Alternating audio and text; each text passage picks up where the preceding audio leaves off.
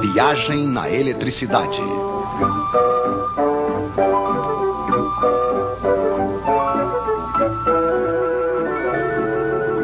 Os Três Mosqueteiros.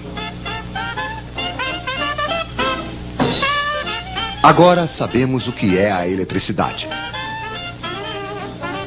Entre dois fios, liga-se um gerador. Dentro de um dos fios, temos elétrons demais. Dentro do outro, falta. No outro lado dos fios, os elétrons passam através de um receptor, desprendendo energia. Isso faz uma corrente de elétrons. É muito simples. Infelizmente, na prática, não vemos os elétrons. E se vocês quiserem se situar nos circuitos elétricos, precisam de um pouco mais de informação, é claro. Esses senhores vão nos ajudar. O gerador cria entre os dois fios uma diferença de potencial ou tensão. Isso é medido em volts. Obrigado, Sr. Volta.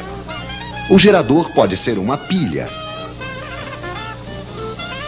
uma bateria de carro ou simplesmente uma tomada. O receptor pode ser uma lâmpada, um ferro de passar, um radiador elétrico, enfim, uma quantidade de aparelhos mais ou menos potentes. A potência se mede em watts, em quilowatts. Obrigado, Sr. Watts. Assim que o receptor é ligado ao gerador, uma corrente passa e não se precisa ser diplomado em eletricidade para compreender que se ligarmos uma lâmpada 2 vezes mais potente, vai passar uma corrente 2 vezes mais intensa. Isso supondo que a quantidade de volts não tenha mudado. A intensidade da corrente se mede em amperes. Poderíamos medi-la, é claro, mas não é necessário. Conhecemos a voltagem. Está escrito nas pilhas ou nos contadores. Conhecemos a potência, está escrita nos aparelhos. Basta fazer uma pequena divisão. Intensidade em amperes igual a potência em watts dividido pela tensão em volts. Por exemplo, quanto passa de amperes dentro de um radiador de 1500 watts ligado em uma voltagem de 220 volts? Pois é, passará 1500 dividido por 220, que é igual a 6,8 amperes, se não tivermos errado, é claro.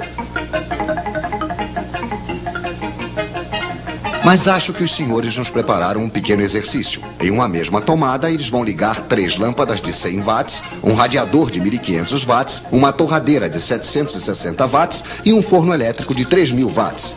Problema: calculem a intensidade da corrente que vai passar na tomada. Bem, é muito simples. 100 mais 100 mais 100 mais 760 mais 1500 mais 3000. Potência total, 5560 watts. Dividido pela tensão 220, igual, senhores, igual a 25 amperes.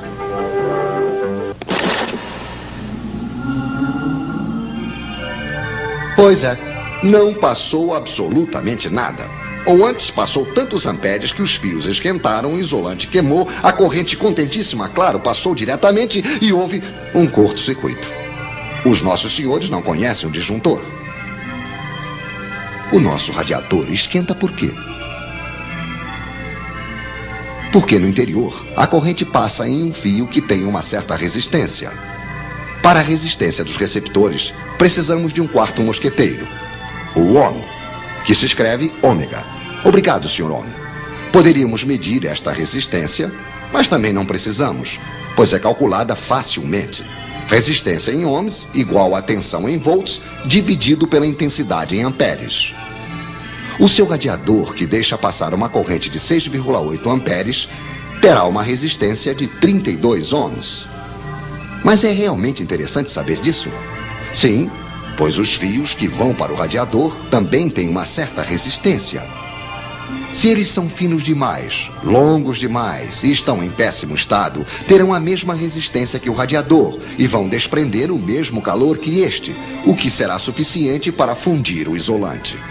Moral da história: fiquem atentos para não deixar passar amperes demais em seus fios.